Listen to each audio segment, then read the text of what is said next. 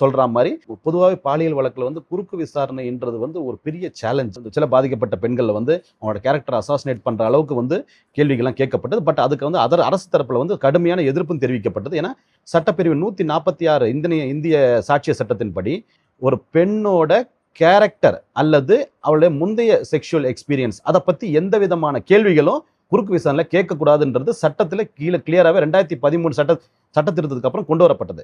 அதன் அடிப்படையில் அரசு தரப்புல எதிர்ப்பும் தெரிவிச்சது. அந்த மாதிரி கேள்விகள் பதிவு செய்யப்படல. சரி, இப்போ ஒரு இதுல கூட சினிமால கூட ஒரு விஷயத்தை இது பண்ணும்போது நோ மீன்ஸ் நோ அப்படிங்கிற மாதிரியான இதை கூட இதுல ஃபாலோ பண்ணிருக்காங்கன்னு சொல்லலாமா சார்? கண்டிப்பா. ஆக்சுவலி பாத்தீங்கன்னா செக்ஷன் 114A எவிடன்ஸ் ஆக்ட் படி சட்டத்துல இது இருக்கு. ஒரு பாலியல் வழக்குல ஒரு பெண் இந்த செக்ஷுவல் இன்டர் கோர்ஸ்க்கு சம்மதம் தரலன்னு அவ சொன்னான்னா அது தரலன்னு தான் எடுத்துக்கணும் court. The court shall presume. அது வந்து கோர்ட் வந்து வேற எந்த வியூக்கும் போக கூடாது. இதை வந்து